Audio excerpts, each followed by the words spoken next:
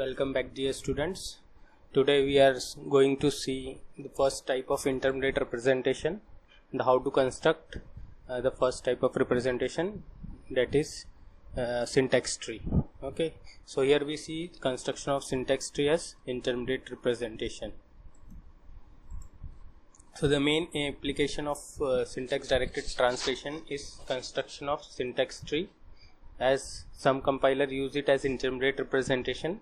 A simple syntax directed definition converts the input string into a simple syntax tree, right? The intermediate representation is thus obtained by translations read during the traversal of the parse tree. So there are two types of syntax directed definition for construction of syntax tree for the expression, and they are the S attributed definition for bottom up parsing and the L attributed definitions for top down parsing, right? So a node of a syntax tree represents the constructs of the language, and the child node represents the meaningful component of the constructs, right?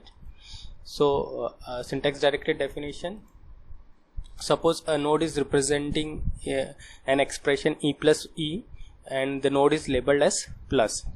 So here the main node is labeled as plus, and there are two child nodes representing e1 and e2, right? So this is the parent node and they are the child node. Here all the nodes are considered as objects with suitable number of fields in it, right? Fields here I mean the parameters related to these nodes, right? So all the nodes in the tree have an op field which is represents the label of the field, like plus, e1, e2, these are the labels. So for storing this label we make use of op field, right? So in case of leaf node we have some additional fields. There is a one additional field which holds the lexical value of the node, right?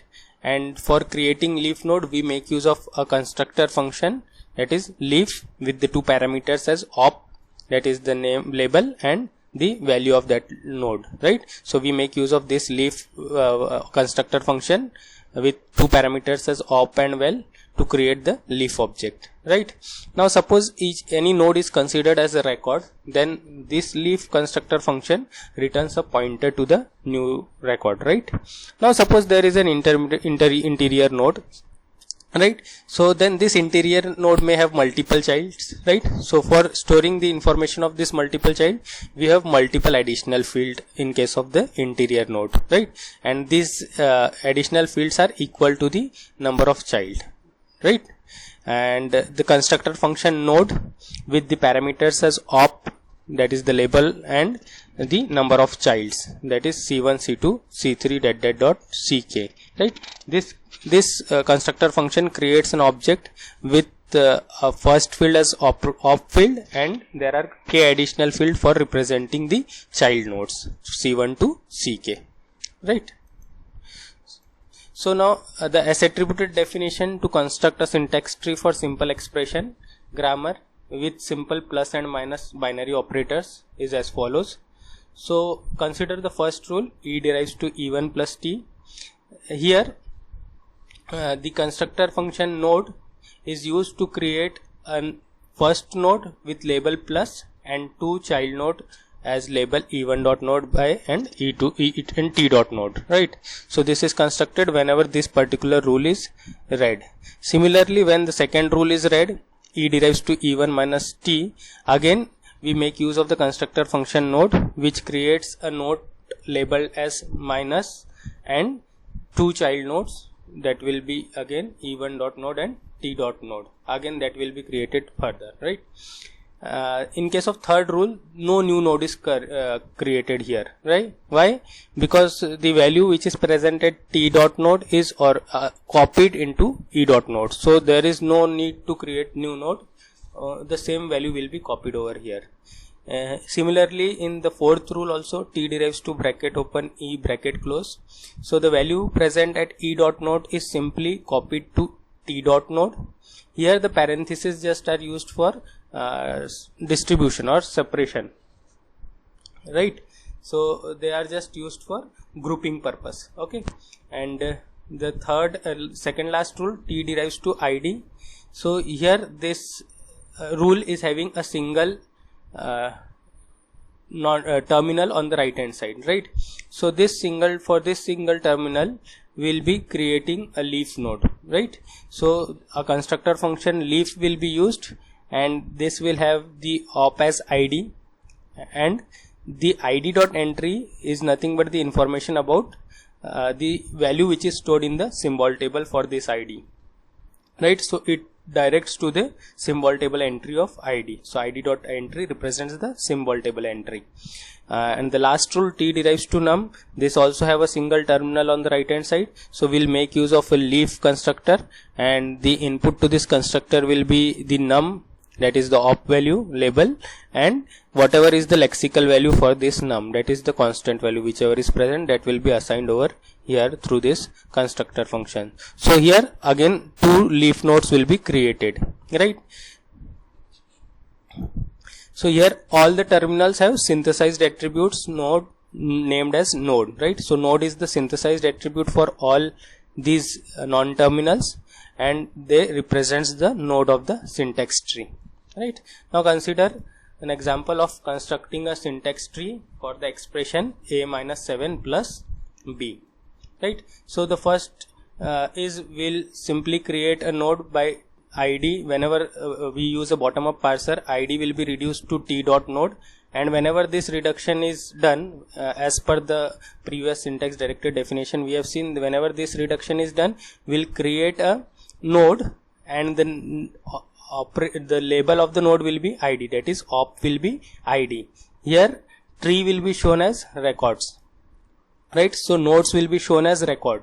So in case of record, we have multiple fields, and the first field is labeled as op field, right? Remaining is depends on the number of child. So here the second field will be nothing but we have seen that id dot entry. So this will be nothing but it will be pointing to the symbol table entry for a, right?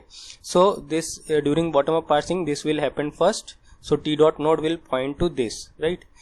Then the second num will be created, second node will be created, again leaf nodes when there is a reduction of num to t dot node. So this new record will be created with label as num, and the second part of the record will have the value, that is lexical value of this num, that is 7 over here, right? Then whenever these two are identified, so this t dot node will be reduced to e dot node, and we have seen that there is no new node created. So here only 2 nodes are created, which are represented as record over here. So e dot node will simply pointing to id, right? So when this is recognized, and this will be reduced to e dot node will be reduced, e dot node minus t dot node will be reduced to e dot node. At that time a node will be created by the second rule, that is e dot node, e derives to e minus t. A node will be labeled as minus will be created, a record labeled as minus will be created, and the next two will be nothing but the child, that is c1 c2 like that, right? So this e dot node will be pointing to minus. So here the new node will be created. Then the terminal node will be created, that is id will be reduced to t dot node. So it will again create id, and it will point to the symbol table entry of b.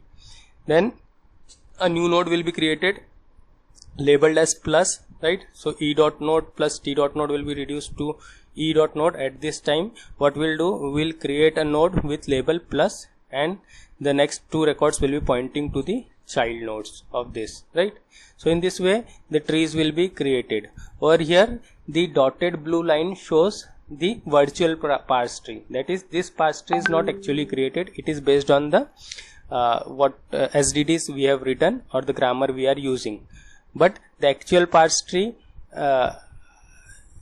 is shown by the green line, right? This actual syntax tree that will be created is shown by the green part, and the red line are nothing but they points to the actual value that will be present at e dot node and t dot node, right?